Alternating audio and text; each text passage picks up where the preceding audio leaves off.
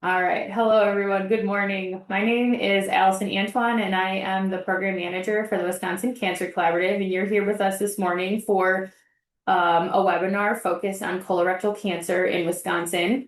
I'm going to kick us off here very quickly, highlight our agenda. And in case you missed our intro slide, we're just asking people to introduce themselves in the chat, your name, your organization, maybe how your work relates to colon cancer, or cancer in general. And so our agenda here this morning is relatively brief, but we are going to cover a lot of information in the talk this morning. So first we'll start off our presentation with a welcome and just a sort of level setting of sort of how colorectal cancer applies to our work with the Cancer Collaborative and the Wisconsin Cancer Plan. We'll then switch gears and go into a data overview provided by Lena, who is going to kind of walk us through our very newly released colorectal cancer data report in case you haven't seen it. And then we'll sort of switch gears and sort of hear more of a clinical example with Dr. Folkers, what colorectal cancer screening looks like within the Amplify Health by Gunderson system. And then we'll close it out with some questions, discussion, and space to kind of chat together. Next slide, Olivia. And again, here are our speakers. We will sort of preserve time and we won't dive into in-depth bios or backgrounds for each of those folks, but if you are interested, we will have some of that information available online. Next slide. Okay, and then just to level set, in case you have never seen this document on the screen, this is our state's Wisconsin Cancer Plan.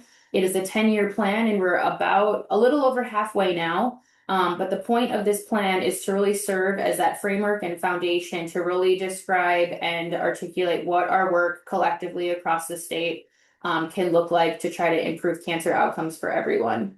And it really does provide that vision and lists out a lot of the resources and information you might need to take action in your community for the population you serve or the patients you work with. Next slide. And then again, if you've never opened up the cancer plan, I would encourage you to do that if you need some light reading. But our plan is broken out into 7 main chapters, really sort of dictating our main priorities within this plan. Obviously, colorectal cancer screening fits very nicely into our chapter 3, which is focused on early detection and screening. But there's sort of other aspects of risk reduction, data gaps, health equity sort of sprinkled throughout the plan also that equally applies to colorectal cancer. So again, if you haven't, we'd encourage you to take a look, give it a read, and give us your feedback. Next slide. All right, so we are going to shift gears here. I'm going to invite Lena to come off of mute. We will do some slide shifting here, screen shifting, and then we'll take it from there. How's that looking? Looks great, Lena. Awesome. Thanks, Allison. Yeah, like Allison mentioned, my name is Lena Swander. I'm an epidemiologist at the Wisconsin Cancer Reporting System. We are housed within the Wisconsin Department of Health Services, and we work pretty closely with the Wisconsin Cancer Collaborative. We just released in March a joint colorectal cancer in Wisconsin report. And so today I'm going to basically just be going through some of the key findings. So the report summarizes statewide data. We have some county level data as well, but mostly statewide data on colorectal cancer, including some trends and disparities. There's some screening rate information in the report as well, and then some opportunities for prevention. So yeah, I'm going to walk through some of the high level findings in the report. And before I do that, I want to, whoops. I was just going to quickly drop a link to the report in the chat so that folks have that.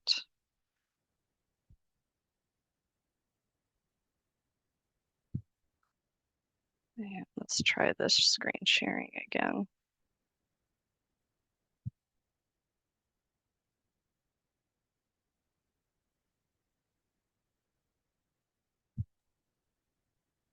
It's coming back, Lena. There you go. All right, hopefully we're back in action. All right, so yeah, the report link is now in the chat if you want to peruse along with us. I'll be highlighting pieces of that today. So The work for the report was supported through a CDC cooperative agreement, and this reflects collaboration between, again, the Wisconsin Cancer Collaborative, us at the Wisconsin Cancer Reporting System, and a few other partners and data sources across the state. So the incidence data, particularly in the report, come from the Wisconsin Cancer Reporting System, which is our state's population-based cancer registry. But there are other data sources present in the report, like the Behavioral Risk Factor Surveillance Survey has some screening data, and there's some health system data for screening rates as well. And then we've also got mortality data for colorectal cancer rates. And then just our fun acknowledgement that the contents in the report are solely the responsibility of those that publish the report and don't reflect the official views of CDC, who are our funders. So this is a screenshot of the cover of the report. So if you've clicked on that link that we dropped in the chat, hopefully you've found your way here. The report covers key trends in Wisconsin and colorectal cancer. We've got incidence and mortality rates presented by age, sex, race, ethnicity as well, and then some geographic information too. The report also walks through screening, risk reduction, treatment, survival, and stage of diagnosis. So today I'm going to focus on a couple of key highlights, but again, really encourage folks to click that link and go check out the report for yourself.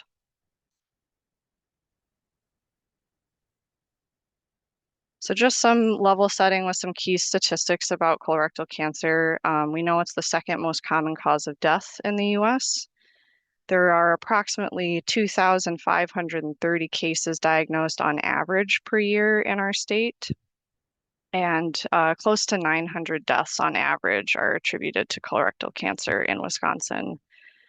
We also know that in their lifetime, 1 in 24 men and 1 in 26 women will develop colorectal cancer in their lifetime. So we're talking about a very prevalent and common disease.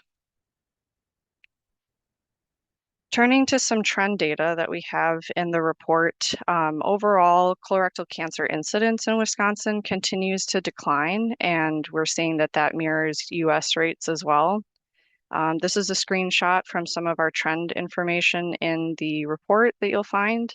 The blue dots that you're seeing in this figure represent Wisconsin age-adjusted incidence rates, and the orange dots are what we call SEER 12 cancer registries, and those are some of the longest standing cancer registries in the US that track incidence. Those are sometimes used for an overall estimate of long-term cancer trends. So in this case, we used it as a comparison with US rates. So you can see there's sort of this convergence right around 2006, 2007. The dots are the actual age-adjusted incidence rates, and the lines are modeled trends that we generated for the report. Our trend analyses, and you might see this in other cancer reports nationally as well, made the analytic decision to exclude the year 2020, where you can see, I don't know if you can see my mouse on the screen, probably not, but you can see in 2020 there's that little drop there, and this is sort of almost, you can think of it as like an artificial drop in incidence rates because a lot of folks have studied this now, some of the impacts of COVID-19 disrupting access to medical care. So you might see this in other reports that are looking at trends as well. But overall, the decline in incidence rates that we're seeing, we think is likely driven by increased screening and removal of precancerous polyps, which prevents cancer from developing and obviously represents a pretty important public health success that we're seeing over the last few decades here.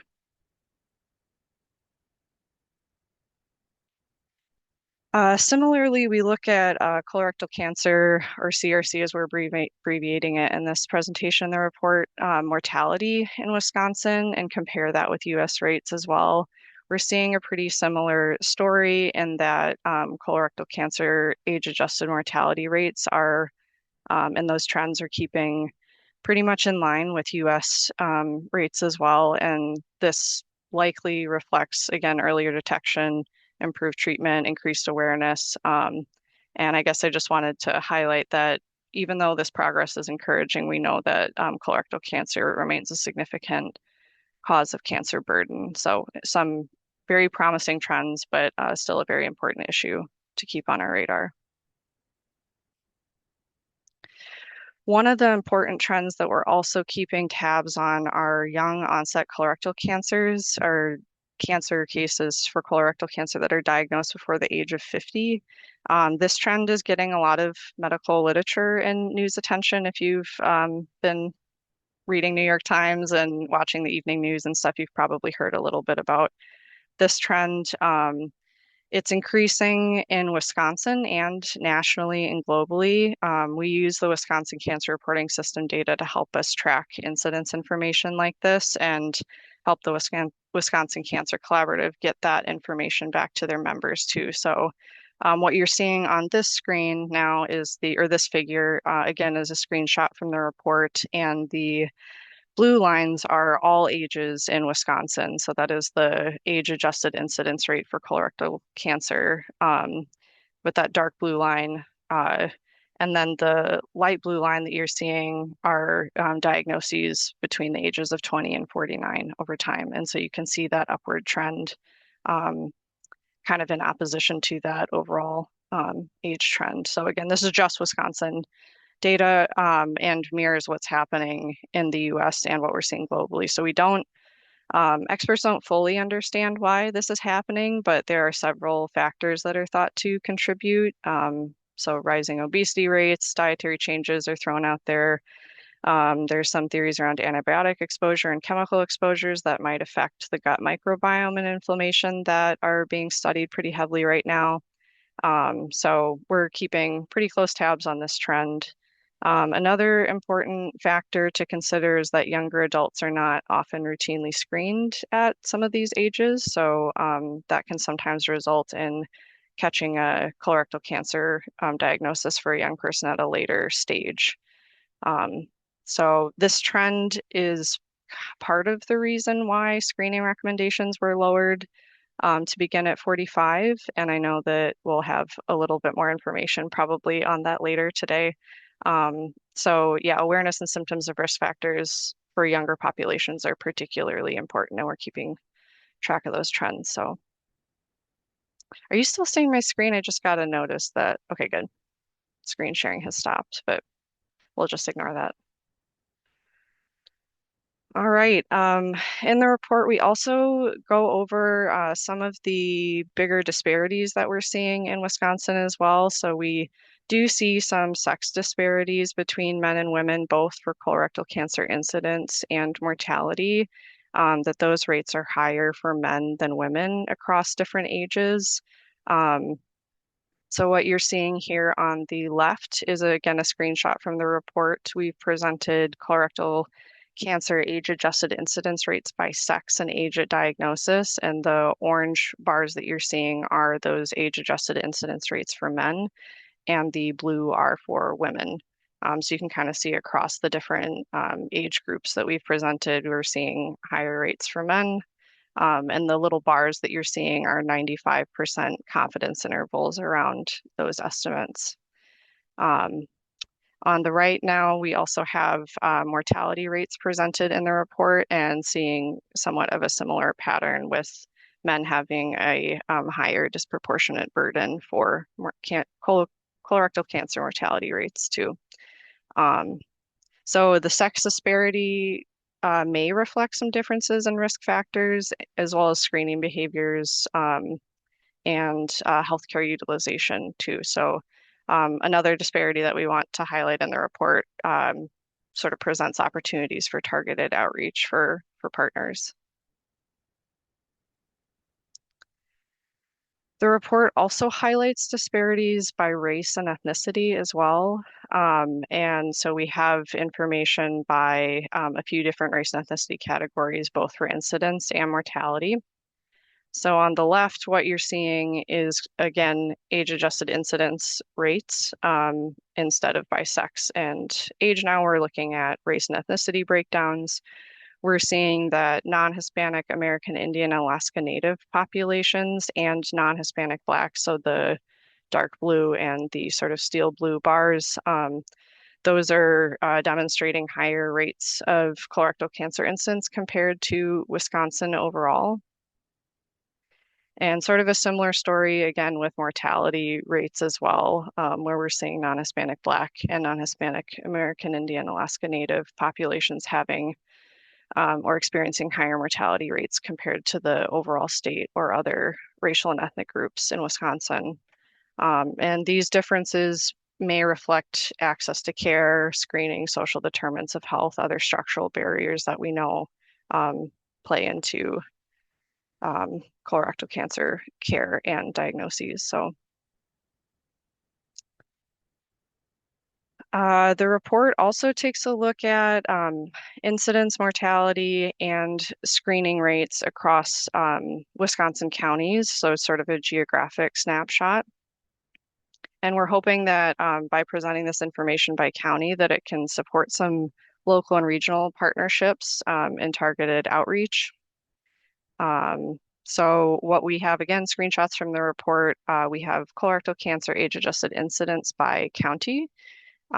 We also have mortality presented by county, and then finally we have some screening information presented by county as well. I know that our friends at the Cancer Collaborative took a long time also to get this information in tabular format, so you could quickly grab it. I'll talk about that in a second. But you might notice if you're poking through the report or even just looking at this slide, there are a few counties for mortality data that are suppressed or represented by gray in this visual. And part of that is because we have to suppress data when there are low counts for potential risk of re-identifying an individual. Also, rate calculations can sometimes get a little unstable when we have low counts. So you may also see that in the table if you go to look for it, if you're joining us from one of those communities. Don't despair, we can still get you some data. We just had to make a decision about using the last 5 years of most recent data for incidence and mortality across the report. So with that in mind, again, that county level data are available in the Appendix 4 in the report. And then there are also some, if you are joining us from one of those communities or watching this later, there are a couple of publicly available resources that you can expand diagnosis years and still get some counts and rates generated. So we highlight some of those in the report, and those are also available on our website, which I'll drop in the chat after because I don't want to break screen sharing again. So yeah, these are tools that we hope some local partners can use to explore data on their own and identify opportunities for intervention. If you need any support or technical assistance in choosing the right tool or finding the data that you're looking for, please feel free to reach out to myself. I know our friends at the Cancer Collaborative are also happy to help field questions specific to the report or refer folks to us if needed. So please reach out if you can't find what you need. And then finally, there's some screening data available in the report. I believe Dr. Folkers is going to talk a lot more about this today. And we know that screening is one of the most effective tools to prevent colorectal cancer because you can detect those precancerous polyps before they become cancer. So again, earlier you can detect, more treatment options are available and effective. So we have a overall estimate currently shown on the screen that adults ages 45 to 75 at average risk in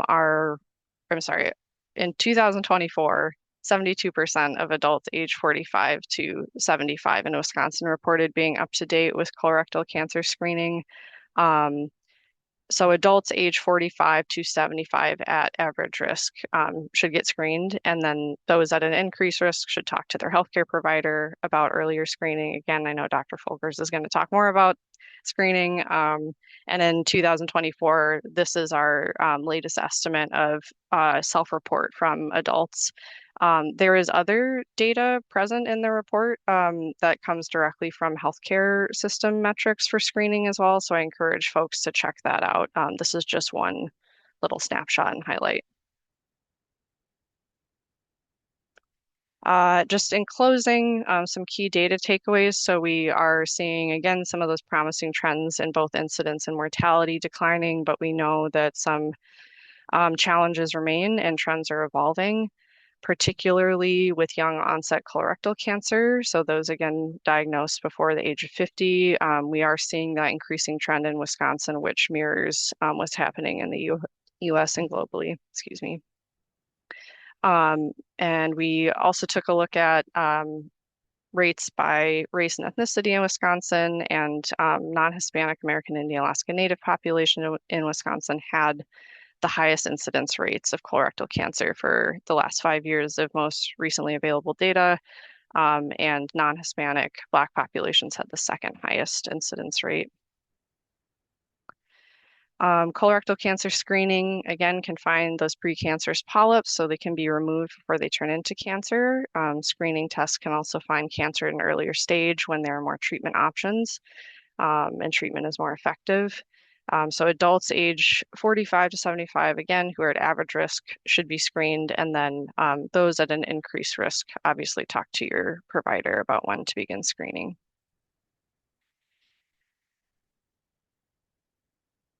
And then finally, oh, are you still seeing the screen? Okay, awesome. For questions about the report and anything that we talked about today with the key highlights, there's the general info at wisconsincancer.org email that you can reach out to. And I'll also drop in our Wisconsin Cancer Reporting System email as well, and that website that highlights the tools where you can go to find additional information. So I think I'll close it there and stop screen sharing. Thanks, Lena. Okay, while we transition, I think we can maybe pause here if there's maybe one or two kind of initial questions, or if there's a data clarifying question you wanted to present to Lena, either put it in the chat or come off mute.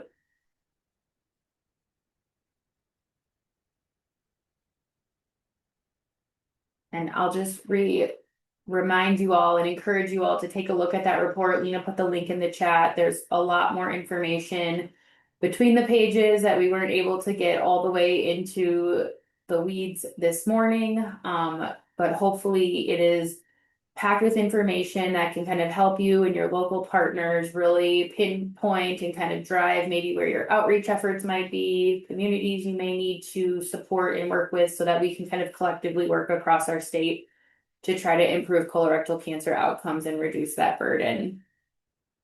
Okay, I see Lena put the link in here for getting some cancer data. We do have a question. What was the stat of the 72% of adults 45 to 75 reporting completing a screening from? I know the answer, but I'll let you respond, Lena.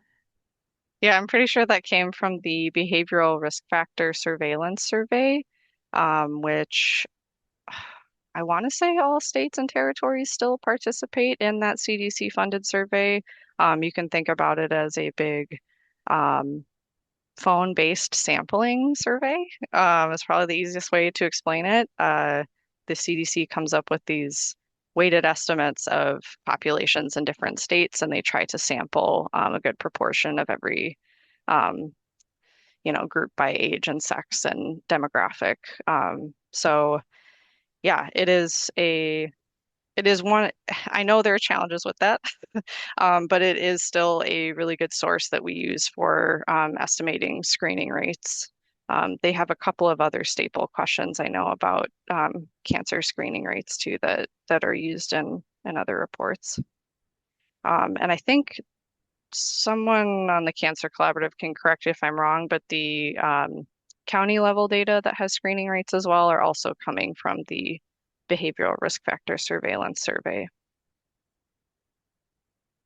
Yes, and like you mentioned, Lena, the report does try to sort of include some other sources for screening data, just so you can kind of maybe triangulate what those rates might be. So the report includes rates from HRSA and the UDS data, which are the federally qualified health centers, as well as from our partners and friends at the Wisconsin Collaborative for Healthcare Quality. Again, more at that health system level, but you kind of have to piece it together to get sort of a picture of screening, unfortunately.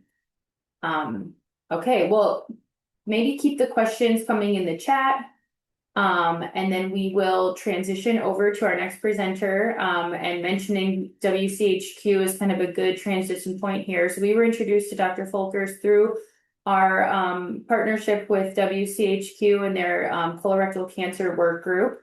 And so we'll transition. Dr. Folkers, you want to try to start sharing your screen and we'll cross our fingers that it works while your slides come up. And then we'll sort of shift gears here. Lena introduced us to some of the statewide data, and now we're going to have the opportunity to kind of dive a little bit deeper into sort of the 101 of colorectal cancer, and then also understand what are the colorectal cancer screening efforts taking place at Gundersen, at Amplify, or Amplify by Gundersen. I probably said that totally wrong. I'm sorry, Dr. Folkers, but I will allow you to come off mute and take it away with your slides.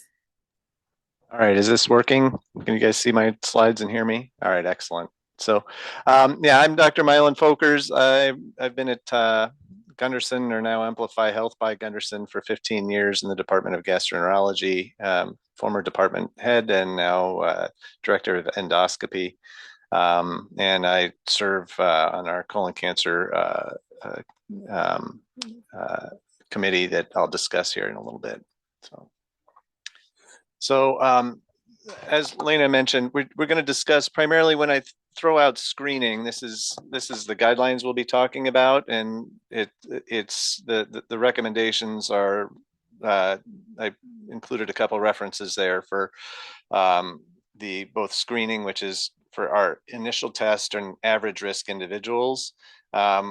Surveillance guidelines are also listed there. That is for our higher risk individuals with a strong family history or following polypectomy. Primarily the thing that I'll be discussing today is screening recommendations and what we've been doing for screening tests, not the surveillance or high risk stuff. So, all right, so why do we care? As Lena mentioned, it's one of the leading causes of cancer morbidity and mortality in the country. It is the leading cause of GI-related mortality. Without screening, your lifetime risk of dying from colon cancer is about 2.5%, and getting colon cancer, as Lena mentioned, is about 1 in 20 to 1 in 25 people end up, or I'm sorry, about your incidence is about 1 in 20 to 1 in 25 people. So globally, it's the third most common cancer in men and second in women. The biggest reason we screen for this is your 5-year survival is about 90% when you're diagnosed early, but only 40% of people are diagnosed with localized disease or diagnosed early. So this is still an ongoing issue. A lot of people are diagnosed too late for curative treatment. So the incidence increases sharply with age. Historically, it increases sharply after age 40, and 90% of cancers are in people over 50, particularly over age 55. So why do we screen? Well, why do we screen for any cancer or severe disease? Is we want to either prevent cancer entirely, or find cancer early when it can be detected and treated before it's spread. So with colon cancer, as mentioned above or previously, our symptoms really do not occur until the late stages. 70 to 90% of colon cancers are diagnosed at the onset of symptoms. That includes a change in bowel habits, which 74% of people present with. Rectal bleeding, only about 50% of people present with. That's primarily because rectal bleeding occurs in left-sided colon cancers. Masses on exam. Iron deficiency anemia is only about 10% of symptoms. And we do a lot of colonoscopies for abdominal pain as a single symptom, but we only find colon cancers, colon cancer only presents about 4% of the time with abdominal pain. So people are really worried when they get abdominal pain that they have cancer. It's very unlikely that that's the cause of their symptoms. It's more likely the change in bowel habits or rectal bleeding. So one of the big studies on colorectal cancer screening came out in 2018 by Kaiser Permanente in California. They published a 15-year study on instituting a colon cancer screening program in individuals over 50. This is a FIT mailing program and really pushing for colonoscopy. During that period of time, they were able to increase their screening rates from around 40% in 2000 up to 82% in 2015.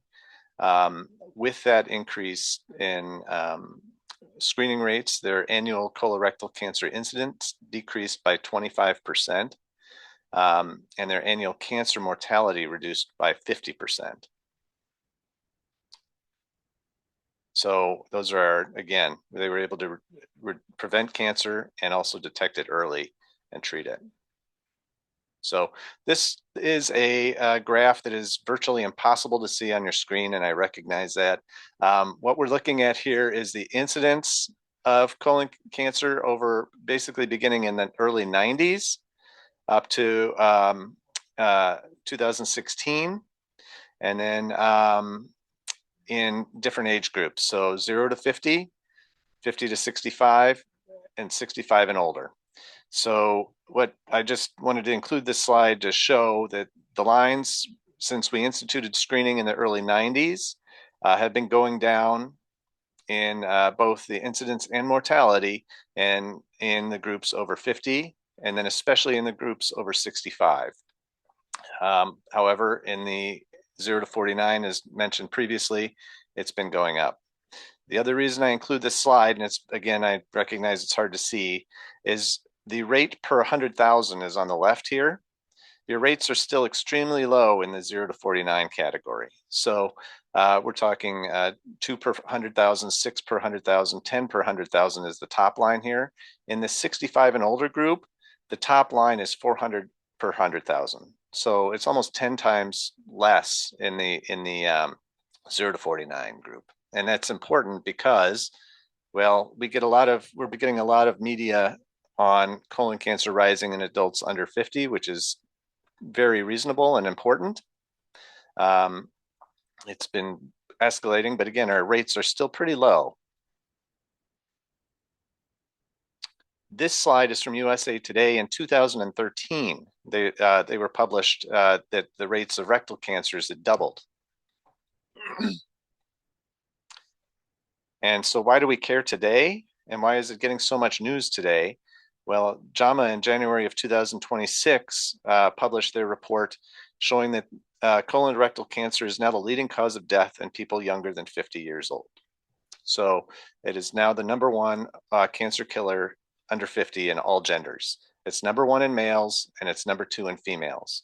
And again, this is hard to see in this graph, but you're looking at lung cancer, which drops, is the top green line there. That drops rapidly after the stopping smoking push. Breast cancer has been on the decline with improved treatments and screening. That red line is our colon cancer, and it's been slowly increasing and has now bypassed breast cancer for all comers. So with the recognition that these rates are increasing, the new colorectal cancer screening guidelines were released in 2022 by the United States Preventive Services Task Force. They recommended that all comers start average risk screening at age 45. Previously, it had been 50, except for African Americans and Native Americans, which started at 45.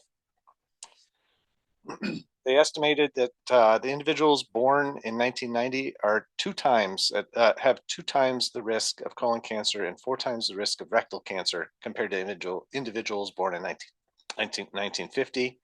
They think this is multifactorial, but primarily affected by obesity, diet, alcohol consumption, and they're still trying to figure out exactly why. So again, I will note that screening in 50-year-olds is still very important. We're putting a lot of effort into folks under the age of 50, but one of the studies in 2019, before the release of these new guidelines, basically stressing the importance of screening over the age of 50, showed that if individuals age 50 to 75, if we were able to increase their screening rates from 60% to 80%, we would prevent 3 times as many colorectal cancer deaths with 66% less cost than screening 45 to 49-year-olds with colonoscopy. Some of that is that colonoscopy is very expensive, but some of that is where do we need to be putting our money and efforts? And I think that's just an argument to remember. The new screening guidelines basically only take into account the only risk factor they take into account is family history, and this includes and then hereditary syndromes, IBD, radiation, cystic fibrosis. Those kind of things also play a factor, but for average risk individuals, it's family history. Other things that affect screening would be your age, transplant history. Again, the African Americans and Native Americans were removed from the most recent guidelines. Even though African Americans are still 20% more likely to get colorectal cancer and 40% more likely to die from colorectal cancer than other groups. Things that are still risk factors, but did not affect screening recommendations are obesity. This includes particularly weight gain in early adulthood and midlife, and central obesity, a sedentary lifestyle, diabetes, high red meat, processed meat intake, lack of fiber in the diet, and then tobacco and alcohol. So the current guidelines recommend that average risk people, which is there's no family history of colorectal cancer or advanced adenoma, and they only look at first degree relatives or 2 generations. So they don't care if second degree relatives have colorectal cancer. It was only first degree relatives, and it's only cancer in or advanced adenomas are now counting towards our screening recommendations. An advanced adenoma is a polyp over 1 centimeter in size, with an adenoma over 1 centimeter in size, or a serrated polyp over 1 centimeter in size.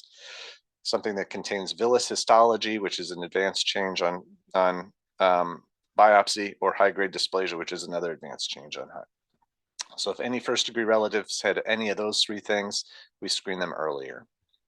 Unknown type of adenoma can be screened at average risk, and basically we ask patients if their histology is known, if surgery is performed, how often their family members are getting screened. These all are things that I ask my patients when I come in, because it's, the type of polyp and the colonoscopy findings are not something most people talk about at Christmas time.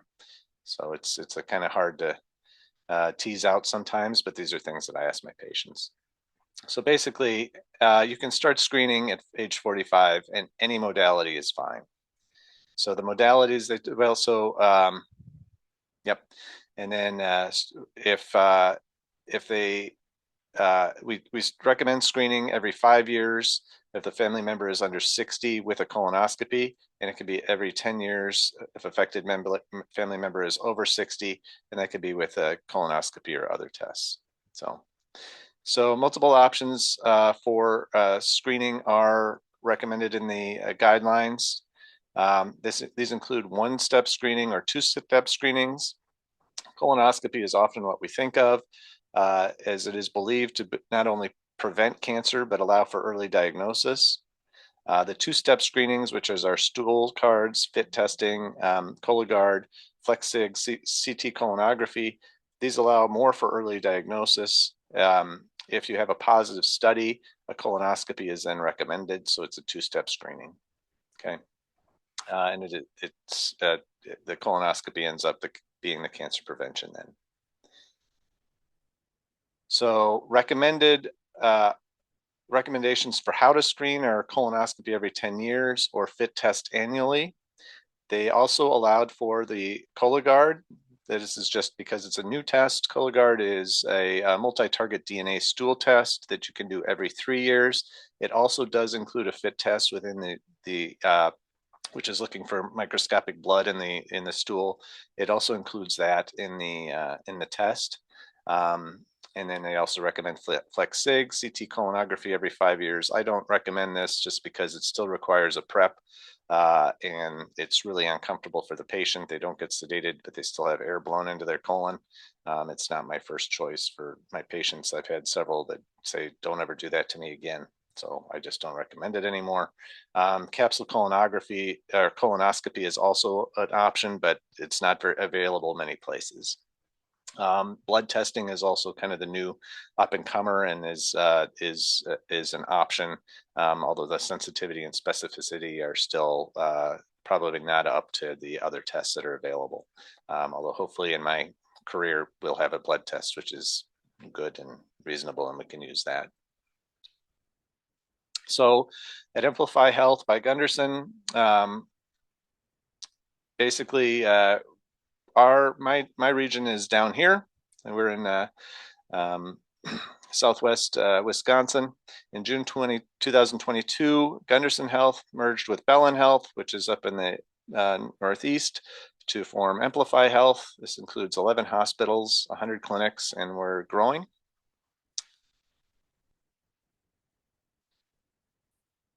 We are located, this is taken from the Cancer Collaborative report. We're located down here. And the dark numbers are screening rates the darker is better, I guess, higher numbers. And so La Crosse and La Crosse County are doing pretty well, except we looked at this, and this is our catchment area. So there's a lot of light blue around our catchment area. So La Crosse County and where Gunderson is, we do very well, but a lot of our outlying clinics are not doing so well.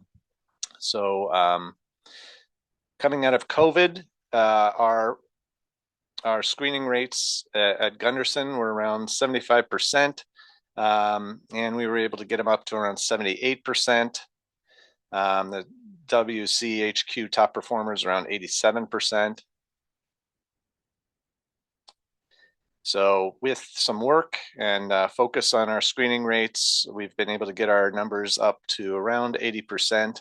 There's a little bit of a decline here. We had we merged our computer systems around July of last year, and I think we're seeing we had to put some of our processes on hold, and I think we're seeing a little dip related to that, but I'll talk about that in a minute here.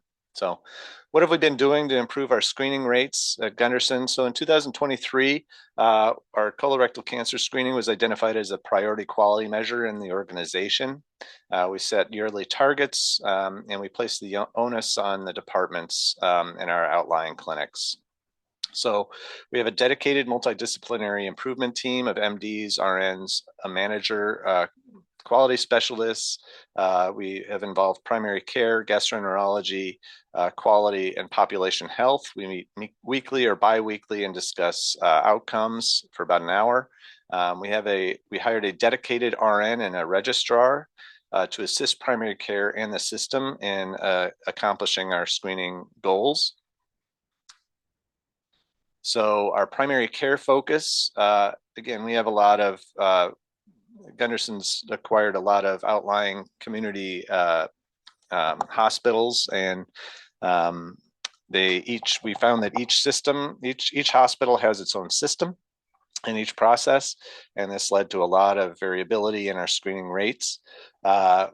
We have now unified our EMR, and we are working directly with departments with low screening rates, and have identified those. The EMR allows us to identify those groups.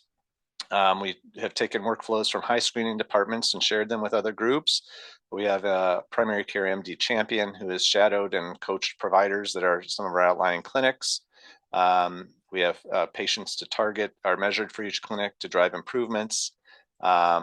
We have primary care. Our primary care providers are addressing care gaps in screening, both at wellness and at acute visits. We found that just addressing them at our wellness visits was not driving our best practices, and we've started focusing on both when they show up with a cough or a cold, saying, "Boy, you're still due for your colonoscopy," and that has helped a lot. So we have trained our staff to run care gap reports and contact the patients when staffing allows. Again, both at the screening and at the acute visits. We have a FIT mailing program, which we've been running for many years. This is based off of that Kaiser study.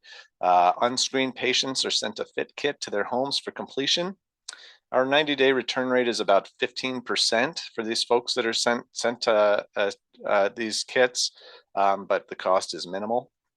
For those who see a PCP and have a FIT test ordered, our return rate is only 40%. So that's still the 15% on just getting a random stool card in the mail is not terrible. And our goal for having FITs ordered is about 50%. So a Cologuard Care Gap campaign is also in the planning stages. So our dedicated RN and registrar I think has been one of the more positive and impactful things that we've done here. So our RN follows up on positive stool tests, ensuring that a colonoscopy is completed by engaging patients with motivational interviewing. So we found that we had a lot of patients, only 60% of patients who got stool tests and ended up having a positive test ended up going to a colonoscopy prior to hiring our RN. So she has now been contacting those patients and has been able to increase the rates from about 60% up to 80%. So she also manages our surveillance follow-up colonoscopies. So ordering return surveillance and screening procedures on patients who are high risk and contacting patients as needed. She manages the FIT, this group manages the FIT program and helps clinicians with inquiries, primarily primary care, and then directs it to the gastroenterology department if needed. So she also manages our care gap follow-up. So this is just a rough, I asked her for some numbers in the last few months. So about 160 procedures are ordered in our system in the Southwest, the Gunderson system, a month that do not get scheduled. That's just the patient says, oh yeah, I'll do a colonoscopy. And then when they check out, doesn't get it scheduled. And they just decide they don't want to do it. They tell their primary care they do, but they don't end up getting scheduled. So 40% of the patients that were contacted, so she calls these folks, 40% were contacted and scheduled. 15% she contacted and said, oh, we'll call back to schedule. 5% refused to schedule, and then another 40% they were unable to contact. She was unable to contact. So this increases our screening by about almost 50%. So this also allows us to discuss barriers to scheduling with our patients, and things that she's found on folks who refuse to schedule are no insurance, lack of insurance, deductible concerns, employment issues, lack of PTO, change or loss of a job, unable to have a driver or transport, and lack of social support. These are all issues that people report reasons for not following up for their screening tests. So, and for these, we do have social work involvement that can assist with covering their deductibles and insurance. However, it's a lot of paperwork and very few patients end up going through that, but it is offered. And for employment issues, we have previously at the end of the year, the GI department will offer screening Saturdays, both for employees of Gunderson and outside, where we come in on a Saturday and do screening procedures. This has been pretty well accepted. And I think is something that we'll continue to expand. We do have vouchers for hotel and travel available for folks who have a driver unavailable or transport unavailable. And the lack of social support is a very difficult thing to address. So this is the names of all the people on the screening team. I will be, honestly, I was asked to talk about this group. My involvement is minimal. I get to put in my 2 cents on the meetings that I'm able to make, but these folks meet every week to 2 weeks and do an excellent job and really support our system. And so I'd like to thank them. They did do the vast majority of the work. So, all right. Any questions for me? All right, thank you, Dr. Folgers. I guess my first question to sort of get us rolling here, because this is a question I think we get asked a lot in various ways for different screenings, is do you know how long the waiting list is to get in for a colonoscopy? So if I get, ordered one today, how long does it typically take me to get in the Gunderson system? So at the Gunderson system, it's pretty variable. It depends on where you live. So some of our outlying systems are easier to get into, and some are harder. We have a lot of surgeons in the outlying community that do colonoscopy. Some of their waits are a little longer. Here at Gunderson, I think we're about 2 months out, but we have days that we open up here and there and can get get folks in quicker. If they're urgent, for positive FIT tests or positive Cologuard tests, those folks get in a lot quicker. They're felt to be more urgent, but for generalized screening, I think it's about 2 to 3 months. Thank you. Again, please feel free to put questions in the chat, come off of mute, raise your hand. There's plenty of ways to let us know you have a question, both for Lena or for Dr. Folkers. Putting Lena on blast here to come back off the camera. I think one thing that just strikes me every time I hear about health systems really prioritizing colorectal cancer screening is how much of a team effort it is. I mean, it really starts with someone in primary care making that initial recommendation or that referral, ordering the test, handing out the fit, whatever it is, and then it really engages people kind of all the way up through the health system. And I think it's sometimes easy to forget like all those different levels and all those different people that kind of have to play a role in order for this to really go all the way through and get people screened and kind of keep them screening. And that's definitely something I think to think about if a system or a region or a community is really wanting to prioritize colorectal cancer screening, it's not going to be just one person who's going to be able to kind of get us across the finish line with this, that it really is that team effort.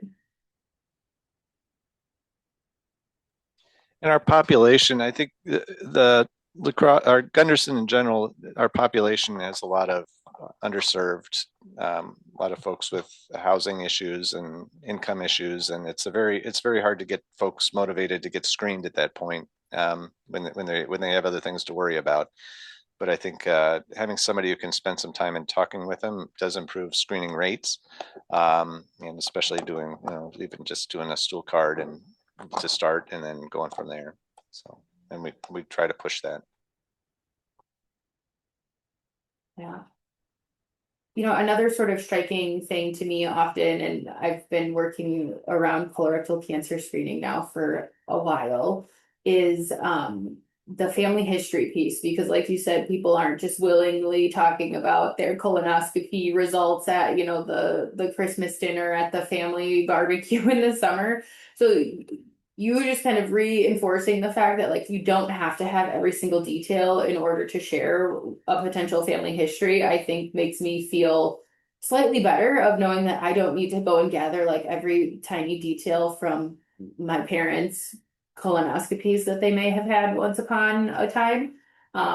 But that there is that real emphasis in sharing that information. So I think, we may or may not have access to our family history as detailed as we like, but I think for all of us, we kind of do have that responsibility to share it forward with our other relatives so that if we are accessing screening, we're getting some follow-up, like really sharing that information. And I know many of our members across the collaborative have really done a lot of work to try to reinforce and explain family history, provide resources and tools, little fill in the blank forms that you can take when you go to a family barbecue, just so people start having that conversation and making it sort of out in the open so that it's not such a secret of what's going on.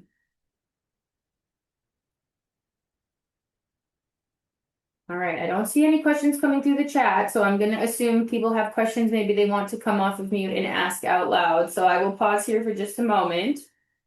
Any maybe reactions to the data report, questions, clarifications, things we maybe missed in the report too.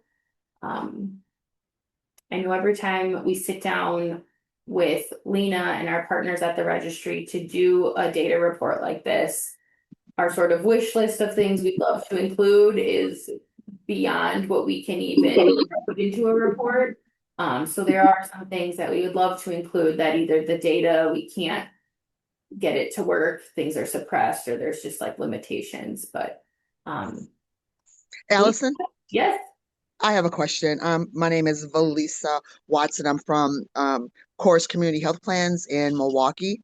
I just had a quick question. Hopefully the doctor can confirm what I thought I heard was that typically when I know we talk to physicians or other healthcare folks about screening, it's usually once a colonoscopy, always a colonoscopy for screening. And it sounded like that wasn't necessarily their conclusion. That if you're low risk and you have a normal colonoscopy at one time, or even if you are at even if you have a colonoscopy that has a polyp, but not the ones that were described, that you might be able to go to something less invasive at the next time you need, or in 3 or 5 years. Is that correct? So if it's a 3 to 5 year follow-up, that would indicate that they'd be a higher risk. So they would recommend a colonoscopy, and then you'd be in that colonoscopy group. If you have a normal colonoscopy in 10 years, it's again, it's up to you, whatever the choice is. So you could do a stool cards then, or colonoscopy. Okay, thank you very much. Yeah, good question. And obviously it took almost an hour presentation here to describe colorectal cancer screening. So it's not as straightforward as, it could be. It is a bit complicated. Okay, so there are a couple comments. So we will share the presentation. We're recording. We'll share slides after, probably within the next couple of days. Janelle, Kaylee, you live in La Crosse, so you found it interesting to kind of know the efforts of the health system in your backyard. And then Alexandria, who is on our Cancer Collaborative team, did just want to share a resource that is available from another sort of national partner. They're located in Minneapolis. The American Indian Cancer Foundation does have a family history resource tool to kind of help walk people through, who's a first degree relative, who's not, because I think you ask the question of a family history and right away someone's like, well, my cousin of my, whatever had this. And it's like, okay, that's fine and great. But again, really knowing who's sort of the top, who are the most important relatives there. Okay, Olivia said the reporting and the slides will be available on the webinar page, and then we'll put it out in our May Engage newsletter. So okay, we still have some time here. We won't hold this forever if we don't want to keep talking, but I know Dr. Folkers is with us for maybe another 10 minutes. So if there are other questions or comments, come off mute, pop them in the chat here. Maybe did anyone have any really wonderful events that they planned in their maybe organization or region for Colorectal Cancer Awareness Month? If you weren't aware, March is Colorectal Cancer Awareness Month. It's getting a little bit more attention each year, but it still maybe isn't to the level where we just know and see anything pink in October, our brain automatically goes to breast cancer awareness. And so if that is a sort of a new fact, maybe that's something to put on your to-do list to sort of plan some awareness and sort of education events for next March to kind of keep the conversation going, remind people that this is an important public health topic, and that there are sort of options available for people to do screening. Because I think people still maybe don't realize that there are many options on the table that you can talk with your provider about. Dr. Folkers, I have a question as well, actually. So I was wondering if you could speak a little bit to if a patient decides to get a colonoscopy, what ability they have to ask for different prep options, or what you know of how those might be covered or not covered by insurance, or preferred or not preferred by different physicians. Yeah, that's a good question. It's very difficult. We have my phone nurses who do the pre-procedure calls know most of the preps, and insurance kind of dictates what's covered and what's not covered. We typically just recommend go lightly for everybody. It's probably the worst tasting and largest volume, but it works very well, and it's the cheapest. And then I tell my patients if it's not tolerated or they want to do something else or they have a different preference, that they can just ask my nursing staff, and they work with the insurance company and say, these are your options. There are a lot of options. There's always stuff coming out now that are for preps, pills and smaller volume stuff. And better tasting things, but a lot of people have to pay for it. So, and it's really just depends on insurance, and that changes too much for me to keep up to it on it. So, but yeah. I think that's really important. Again, there's options on the screening side of like what you're going to choose to maybe do for your initial screening, as long as you are average risk, and then also some patient choice with the prep. Because I think anyone, you say colonoscopy and then it's like, oh, I don't want to prep, but it's like, hang on, it maybe not doesn't have to be as bad as you are thinking and imagining in your head. Okay, well, Olivia, would you maybe mind putting up our final couple slides here and we can close out, and if a question or two pops through, we can pause to address that quickly, but I don't want to, waste anyone's time this morning here. And if we can wrap up early, then we can wrap up early and everyone is happy.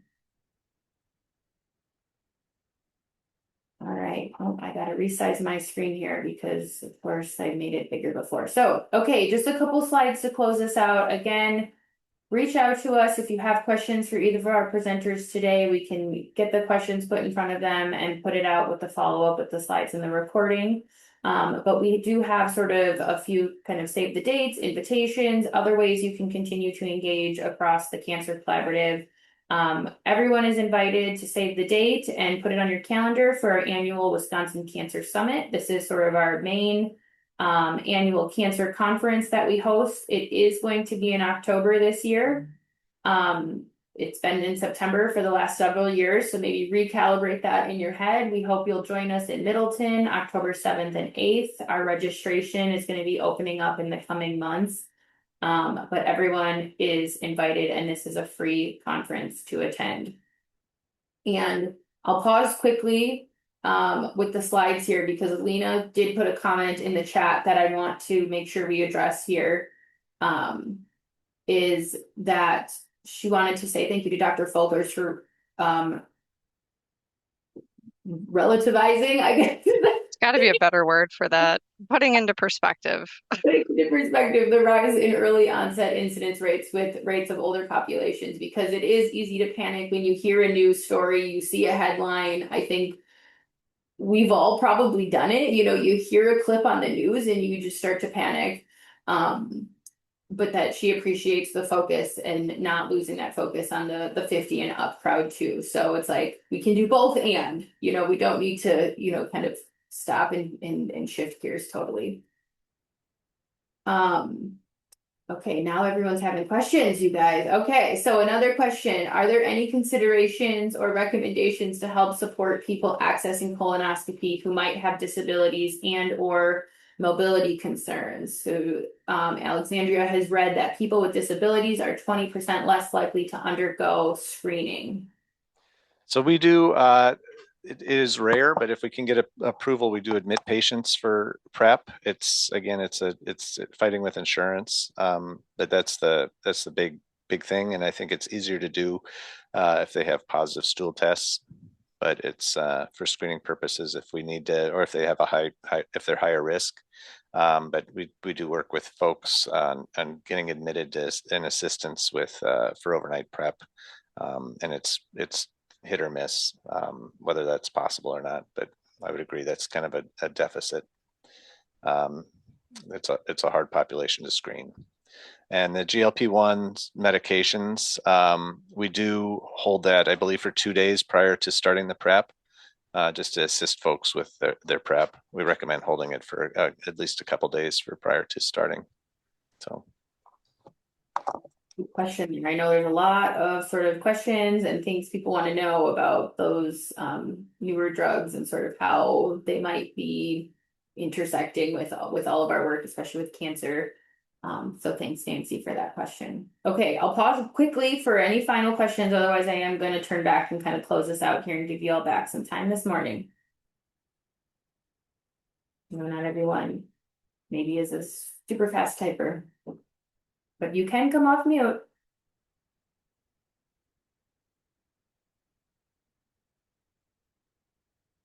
All right, Olivia, I'll jinx it again, but maybe put up the slides. Okay, so again, add those dates to your calendar. We hope to see you in Middleton. And registration will be coming out shortly for just general registration, and also if you're interested in exhibiting. Next slide. Sort of in between October and now, we are hosting some regional meetings. We rotate these around the state each year. This year, we will be going to the Wausau area in Rothschild on May 14th and then down to Kenosha on May 18th. These are sort of smaller meetings where we sort of gather the folks in those regions to sort of have continued discussion around cancer screening, cancer control, what's working, what's not working, maybe where people need some help and connections. And so you are more than invited to those, and we would love to see you there. Next slide, Olivia.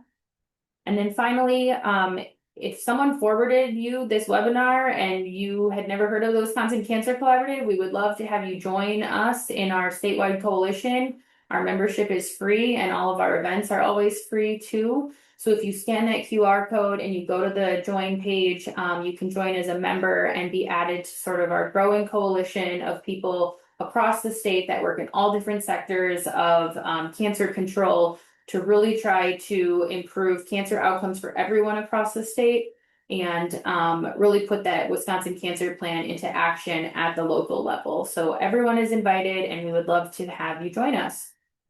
Next slide, Olivia.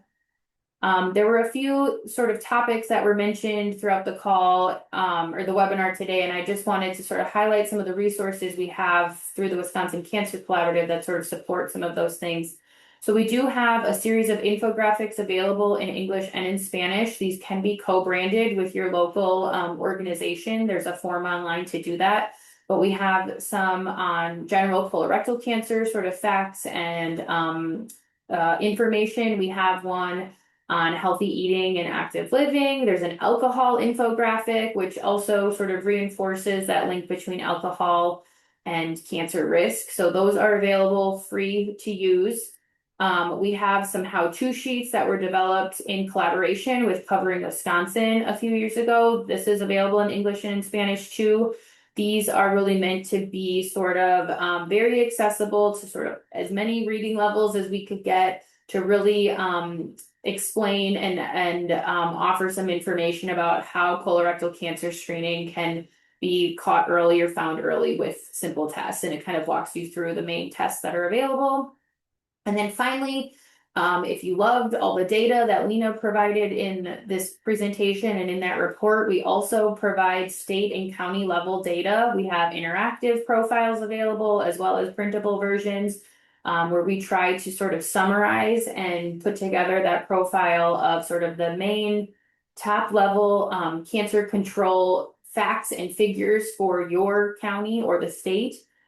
We really want that to be as user-friendly as possible and kind of grab and go as you might be putting together grant reports or maybe community health needs assessment type things, whatever that work is, we try to make that data as available as possible. Most of the data in those profiles do also come from our partners at the Wisconsin Cancer Reporting System, but we also sort of add and piece together some other data sources to kind of provide as wide of a look at cancer control in your county as possible. And all three of those things, as well as all of our other resources, are free and available online. Next slide. Okay, that's the last one, I think. And again, thank you to our two presenters today, Dr. Folkers and Lena. We really appreciate you both sharing sort of your two different and complementary perspectives around colorectal cancer. Thank you to everyone who joined us today. Hopefully you are leaving with sort of a call to read the report, dive into it, really understand what information is there, and then take that to your community, your patients, your partners, your region, and keep the message of colorectal cancer screening awareness, test options, prep options, all of that at the forefront so that we can really try to improve those colorectal cancer outcomes across the state. So with that, we'll wrap up a little bit early. Thank you all. Have a great Tuesday. Stay safe with the weather that's going to continue to come through our state. Thank you all. Really appreciate it. Great work. Thanks, Thank you. everyone.